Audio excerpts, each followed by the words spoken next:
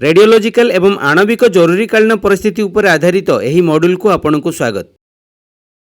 एही मॉड्यूल शेष रे आपण रेडियोलॉजिकल एवं आणविक जरूरीकालीन परिस्थिति को व्याख्या करि परिबे। विकिरणर प्रकार गुडी को वर्णना करि परिबे। विभिन्न क्षेत्र रे विकिरणर व्यवहार को चिन्हट करि परिबे। विकिरणर एक्सपोजर एवं एहार प्रकार गुडी को व्याख्या करि परिबे। मनुष्य उपरे विकिरणर बृहत मात्रा रे एक्सपोजर रो प्रभाव आपण वर्णना करि परिबे। रेडियोलॉजिकल एवं आणविक जरूरीकालीन परिस्थिति रे कौन करिबा कौन न करिबा उचित ताहा जानि परिबे एवं रेडियोलॉजिकल एवं आणविक जरूरीकालीन परिस्थिति रे स्वेच्छासेवी मानकर भूमिका को व्याख्या करि परिबे।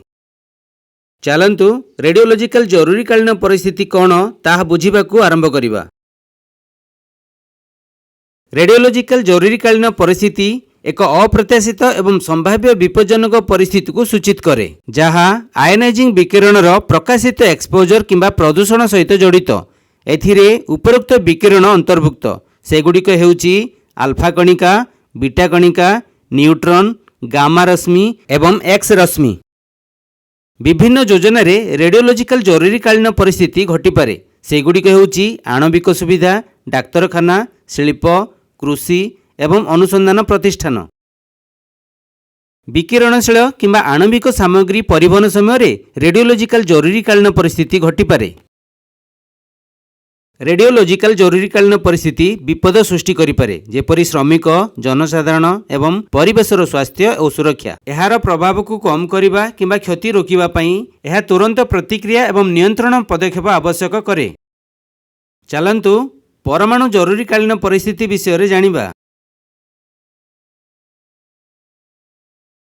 जदि कौनसी दुर्घटना किंबा संभाव्य क्षतिकारक विकिरणशील सामग्रीर उद्देश्यमूलक भाव में मुक्त हुए, तेबे आणविक जरूरीकालीन परिस्थिति घोषणा करा जाई पारे। एही विकिरणशील सामग्री विकिरणर संस्पर्श रे आसीबा स्वास्थ्य प्रति विपद सृष्टि करिपारे।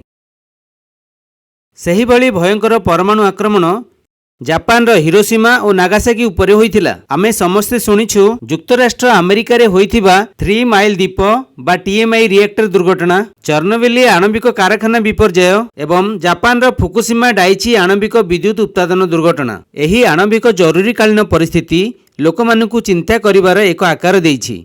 सेही घटना गुडी को भूलिबा भारी कष्टकर।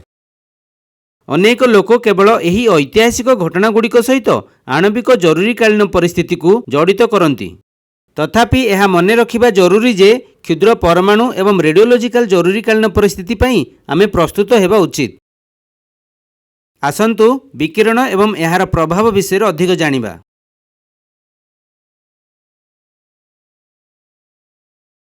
विकिरण हेउची गतिशील शक्ति। विकिरणर सरल एवं जनाशुना उदाहरण हेउची आलोक, जहाँ सूर्य किरण किंबा अग्नि रे थिबा वस्तु। आमे समस्ते जानु जे जेतेबेले एही आलोकर तीव्रता अधिक हुए, उदाहरण स्वरूप ग्रीष्म ऋतु रे एहार क्षति करिवार सामर्थ्य अधिक थाए। जेतेबेले एहा एक निर्दिष्ट सीमारु कम हुए, तेबे एहा शांतकर एवं क्षतिकारक होई न थाए। किंतु शीत दिने आमे एथिरु बाहरु थिबा विकिरण व्यवहार करी निजको गरम करिवा पई निया व्यवहार करू, कारण सूर्यंक ठारू आलोक किंबा विकिरण तीव्रता कम होई थाए। तेणु विकिरण एक औषध सहित समान। जेतेबेले सठिक मात्रा रे निया जाए, एहा द्वारा होइथिबा क्षति अपेक्षा अधिक लाभ होई थाए। जेउठारे अत्यधिक मात्रा रे निया जाए, मृत्यु मध्य होई थाए। विकिरण प्रकृति रे आयोनाइजिंग किंबा नॉन आयोनाइजिंग होई पारे। अधिक जानिबा पई प्रत्येक प्रकार उपरे क्लिक करंतु। आयोनाइजिंग विकिरण हेउछि विकिरण जहाँ परमाणु इलेक्ट्रॉन निर्गत करिबा पई यथेष्ट शक्ति थाए, अर्थात आल्फा कणिका, बीटा कणिका, न्यूट्रॉन, गामा रश्मि एवं एक्स रश्मि परि परमाणु को आयोनाइजिंग करिथाए।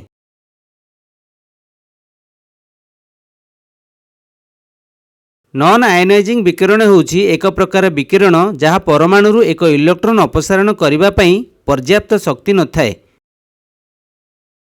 उदाहरण स्वरूप विद्युत लाइन, रेडियो और टीवी तरंग, सेलफोन, माइक्रोवेव, नॉन फ्राड उपकरण, दृश्यमान आलोक इत्यादि बाहरुथिबा विकिरण।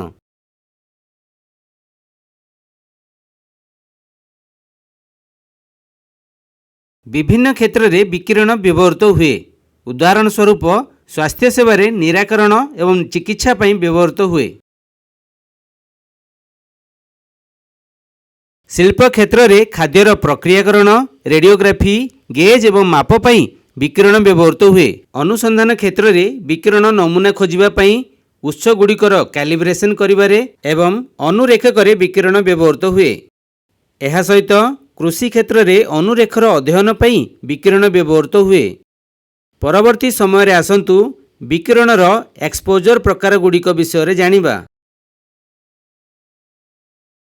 ଆମେ ପ୍ରକୃତରେ ବିକିରଣର ସମୁଦ୍ରରେ ଅଛୁ, ଯାହା ବାହ୍ୟ ସ୍ଥାନରୁ କିମ୍ବା ପୃଥିବୀ ପୃଷ୍ଠରୁ ଆମ ପାଖକୁ ପହଞ୍ଚେ। ଏହା ପୃଷ୍ଠଭୂମି ବିକିରଣ ଭାବରେ ଜଣାଶୁଣା। ପୃଷ୍ଠଭୂମି ବିକିରଣ ନିମ୍ନ ସ୍ତରର ଆୟନାଇଜିଂ ବିକିରଣ, ଯାହା ବ୍ୟକ୍ତି ବିଶେଷଙ୍କ କ୍ରମାଗତ ଏକ୍ସପୋଜରକୁ ବୁଝାଏ। ଏହା ପରିବେଶର ପ୍ରାକୃତିକ ଉତ୍ସରୁ ଉତ୍ପନ୍ନ ହୁଏ। ଏଥିରେ ଅନ୍ତର୍ଭୁକ୍ତ ବାହ୍ୟ ସ୍ଥାନରୁ କସ୍ମିକ୍ କିରଣ, ପୃଥିବୀ ସାମଗ୍ରୀରୁ ଭୂତଳ ଗାମା କିରଣ ଏବଂ ବିକିରଣଶୀଳ ସାମଗ୍ରୀ ଯାହା ମାଟିରେ ପ୍ରାକୃତିକ ଭାବରେ ଉପସ୍ଥିତ, ନିର୍ମାଣ ସାମଗ୍ରୀ ଏବଂ ଅନ୍ୟାନ୍ୟ ପରିବେଶ ଅନ୍ତର୍ଭୁକ୍ତ। ବିକିରଣ ଦୈନନ୍ଦିନ ଜୀବନର ଏକ ଅଂଶ ଏବଂ ପ୍ରାକୃତିକ ପୃଷ୍ଠଭୂମି ବିକିରଣ ସାଧାରଣତଃ ଏକ୍ସପୋଜର ବର୍ଷକୁ ପ୍ରାୟ 2.4 ମିଲିସିଭର୍ଟ। ଏହା ଧ୍ୟାନ ଦେବା ଜରୁରୀ ଯେ ପୃଷ୍ଠଭୂମି ବିକିରଣ ଅପେକ୍ଷାକୃତ କମ୍ ଏବଂ ବିକିରଣର ଏକ ମୌଳିକ ସ୍ତର ସୃଷ୍ଟି କରେ ଯାହା ବ୍ୟକ୍ତିମାନେ ନିୟମିତ ଭାବରେ ସମ୍ମୁଖୀନ ହୁଅନ୍ତି। ବିକିରଣର ଏକ୍ସପୋଜର ସେହି ପରିସ୍ଥିତିକୁ ବୁଝାଏ ଯେଉଁଠାରେ ଶରୀର ବିକିରଣର ସଂସ୍ପର୍ଶରେ ଆସିଥାଏ। ଦୁଇ ପ୍ରକାରର ବିକିରଣ ଏକ୍ସପୋଜର ଅଛି, ଯଥା ଆଭ୍ୟନ୍ତରୀଣ ଏକ୍ସପୋଜର ଏବଂ ବାହ୍ୟ ଏକ୍ସପୋଜର। ବାହ୍ୟ ଏକ୍ସପୋଜରର ଅର୍ଥ ହେଉଛି ବିକିରଣ ଗ୍ରହଣ କରିବା, ଯେପରି ଭୂମିରେ କିମ୍ବା ବାୟୁରେ ବିଦ୍ୟମାନ ଥିବା ପୋଷାକ କିମ୍ବା ଶରୀର ପୃଷ୍ଠରେ ଥିବା ବିକିରଣଶୀଳ ସାମଗ୍ରୀ ଆସେ। ବିପରୀତ ଭାବରେ ଆଭ୍ୟନ୍ତରୀଣ ଏକ୍ସପୋଜର ସେତେବେଳେ ହୁଏ ଯେତେବେଳେ ଜଣେ ବ୍ୟକ୍ତି ଭୋଜନ କରନ୍ତି ଏବଂ ଖାଦ୍ୟ କିମ୍ବା ପାନୀୟରେ ବିକିରଣଶୀଳ ସାମଗ୍ରୀ ଗ୍ରହଣ କରନ୍ତି। ଯେତେବେଳେ ଜଣେ ବ୍ୟକ୍ତି ବିକିରଣଶୀଳ ପଦାର୍ଥ ଥିବା ବାୟୁରେ ପ୍ରଜନନ କରନ୍ତି, ସେତେବେଳେ ବିକିରଣଶୀଳ ସାମଗ୍ରୀ ଚର୍ମ ମାଧ୍ୟମରେ ଶୋଷିତ ହୁଏ। ବିକିରଣଶୀଳ ସାମଗ୍ରୀ କ୍ଷତ ମାଧ୍ୟମରେ ମଧ୍ୟ ଶରୀରକୁ ପ୍ରବେଶ କରେ। ଯେତେବେଳେ ବିକିରଣଶୀଳ ସାମଗ୍ରୀ ଧାରଣ କରିଥିବା ରେଡିଓ ଫାର୍ମାସ୍ୟୁଟିକାଲ୍ସ ବିକିରଣଶୀଳ ସାମଗ୍ରୀକୁ ଚିକିତ୍ସା ଉଦ୍ଦେଶ୍ୟରେ ବ୍ୟବହୃତ କରେ, ଶରୀରର ଉଭୟ କ୍ଷେତ୍ରରେ ବିକିରଣର ସମାନ ଭାବରେ ସଂସ୍ପର୍ଶରେ ଆସିଥାଏ। ପରବର୍ତ୍ତୀ ସମୟରେ ଆସନ୍ତୁ ବିକିରଣର ବଡ଼ ମାତ୍ରାରେ ଏକ୍ସପୋଜର ବିଷୟରେ ଜାଣିବା। ଉଚ୍ଚସ୍ତର ବିକିରଣ ସହିତ କାର୍ଯ୍ୟ କରିବା ବେଳେ ଏହା ସୃଷ୍ଟି କରୁଥିବା ସମ୍ଭାବ୍ୟ ବିପଦକୁ ବୁଝିବା ଅତ୍ୟନ୍ତ ଗୁରୁତ୍ୱପୂର୍ଣ୍ଣ। ବୃହତ ପରିମାଣର ବିକିରଣ ସଂସ୍ପର୍ଶରେ ଆସିବା ଦ୍ୱାରା ଦୁଇଟି ଭିନ୍ନ ପ୍ରକାରର ଜୈବିକ ପ୍ରଭାବ ହୋଇପାରେ। ତାହା ହେଉଛି ସୋମାଟିକ୍ ପ୍ରଭାବ ଏବଂ ଜେନେଟିକ୍ ପ୍ରଭାବ। ସୋମାଟିକ୍ ପ୍ରଭାବ ସିଧାସଳଖ ଉନ୍ମୋଚିତ ବ୍ୟକ୍ତିଙ୍କୁ ପ୍ରଭାବିତ କରେ। ଜେନେଟିକ୍ ପ୍ରଭାବ ଉନ୍ମୋଚିତ ବ୍ୟକ୍ତି ବିଶେଷଙ୍କ ବଂଶଧରମାନଙ୍କୁ ପ୍ରଭାବିତ କରେ। ଆସନ୍ତୁ ପ୍ରାକୃତିକ ବିକିରଣର ଉତ୍ସରୁ ପ୍ରଭାବଶାଳୀ ପରିମାଣର ବାର୍ଷିକ ହାରାହାରି ମୂଲ୍ୟ ଦେଖିବା। ଏକ୍ସପୋଜର ପରିମାଣକୁ ପ୍ରତିନିଧିତ୍ୱ କରୁଥିବା ଏହି ମୂଲ୍ୟଗୁଡ଼ିକ ହେଉଛି କସ୍ମିକ୍ ରଶ୍ମି, ଭୂତଳ ଗାମା ରଶ୍ମି, ଆଭ୍ୟନ୍ତରୀଣ ବିକିରଣ ଏବଂ ରେଡନ୍ ଓ ଏହାର କ୍ଷୟ ଉତ୍ପାଦ ପରି ଉପାଦାନରୁ ପ୍ରାପ୍ତ ହେଉଥିବା ବିକିରଣ। ବ୍ରିଟେନରେ ଏହି ପ୍ରାକୃତିକ ଉତ୍ସରୁ ସାଧାରଣତଃ ବାର୍ଷିକ ପ୍ରଭାବଶାଳୀ ପରିମାଣ ପ୍ରାୟ 2.4 ମିଲିସିଭର୍ଟ ଯୋଗ କରିଥାଏ। ଏହାପରେ ଆସନ୍ତୁ ଆଜିର ସମୟରେ ରେଡିଓଲୋଜିକାଲ ଏବଂ ଆଣବିକ ଘଟଣାର ପ୍ରଭାବ ବିଷୟରେ ଜାଣିବା।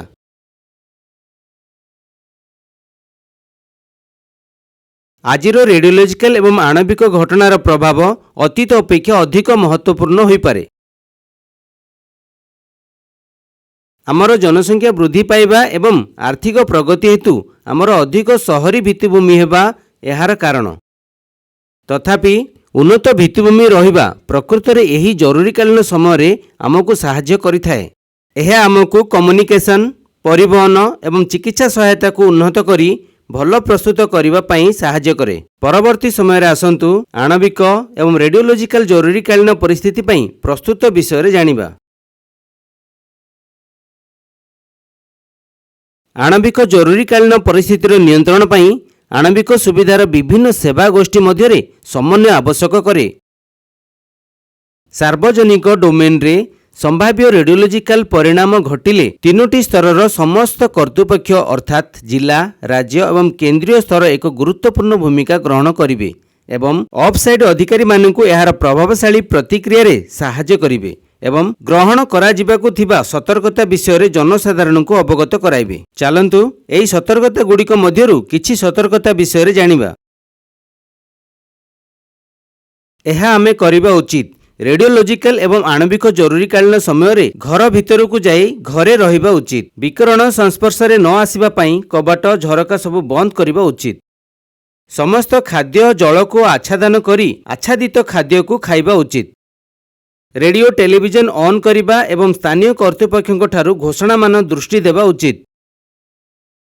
खोला स्थान रे ओदा रुमाल, टॉवल, धोती किंबा साड़ी रे मुह एवं शरीर को घोड़ांतु। घर को फेरिला परे पिंधिथिबा पोशाक बदलांतु किंबा बाहर करंतु। संपूर्ण धोई दियंतु एवं ताजा पोशाक व्यवहार करंतु।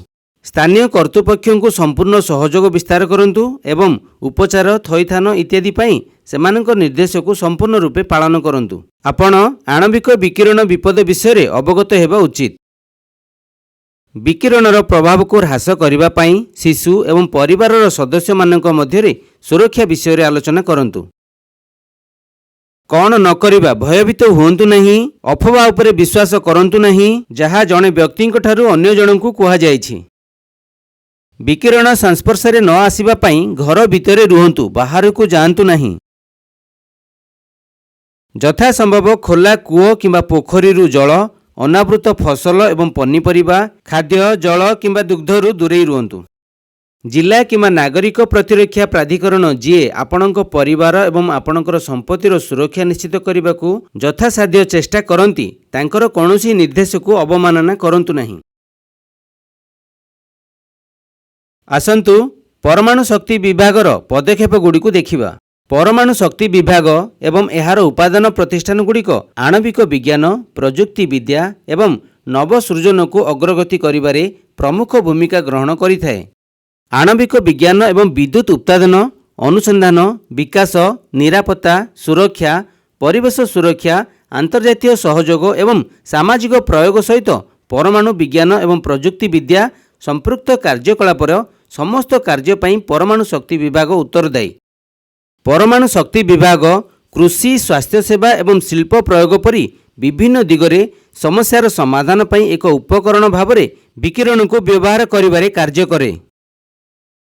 शांतिपूर्ण एवं लाभदायक उद्देश्य परमाणु शक्ति एवं विकिरण निरापद व्यवहार विषय जनसाधारण धारणा को उन्नत करने को सठिक सूचना जनसाधारण निकटरे पहुंचाइबा आवश्यक। परमाणु शक्ति विभागर उभय प्रिंट एवं इलेक्ट्रोनिक मीडिया रे एपरी एक सक्रिय कार्यक्रम अछि। आसंतु परमाणु शक्ति नियामक मंडलीर भूमिका विषय आगकू जानिबा। देश में परमाणु एवं विकिरण प्रयोग को सुरक्षित भाव में व्यवहार करिबारे निरापत्ता दिगरे परमाणु शक्ति नियामक मंडलीर भूमिका विषय सचेतनता सृष्टि करिबा पई एहा एक जन सचेतनता कार्यक्रम करने निष्पत्ति निया जायछि एवं अन्य मानक द्वारा आयोजित एही कार्यक्रम रे मध्य अंशग्रहण करने निष्पत्ति निया जायछि। मनीष तथा परिवेशर कौनसी क्षति न करी परमाणु शक्ति एवं विकिरणर निरापद व्यवहार किपरि सुनिश्चित हुए से संबंध में सूचना खोजुथिबा परिदर्शक मानक पई एहार वेबसाइट रे एक ज्ञान आधार उपलब्ध करने को मध्य निष्पत्ति निया जायछि। वर्तमान आसंतु रेडियोलॉजिकल एवं आणविक जरूरीकालीन परिस्थिति रे स्वेच्छासेवी मानकर भूमिका विषय जानिबा।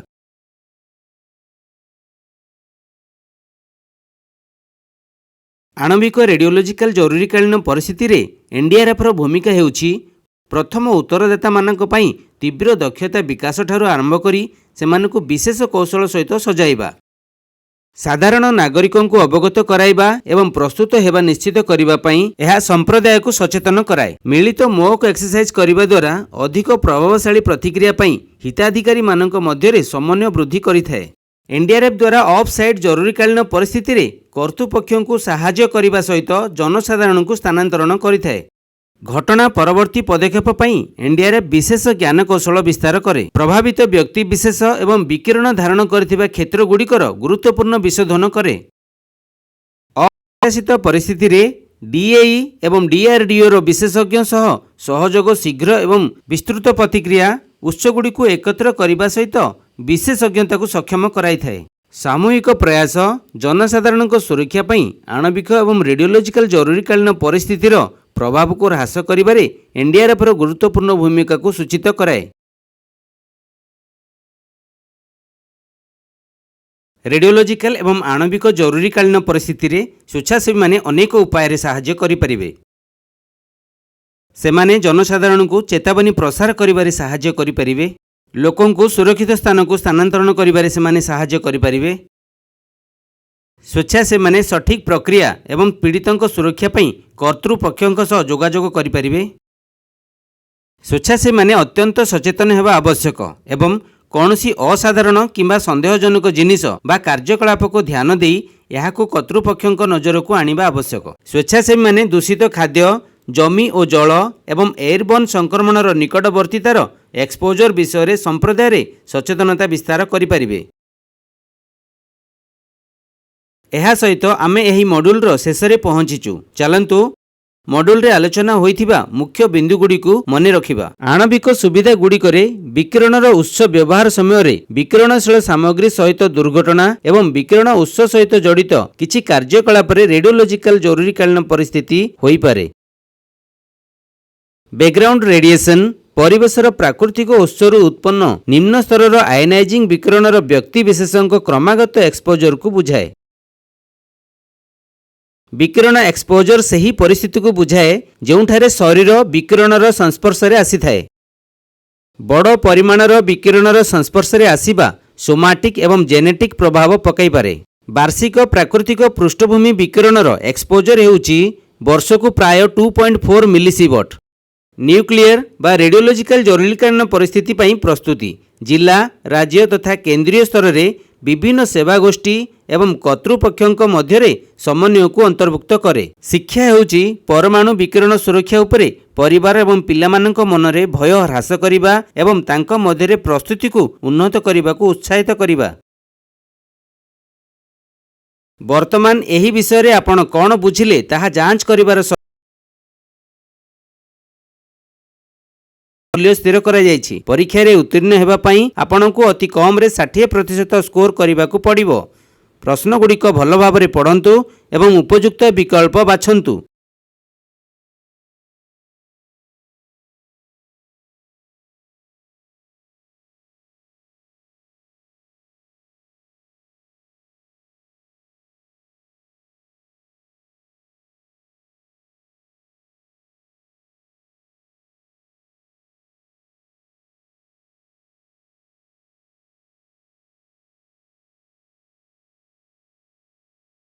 अभिनंदन।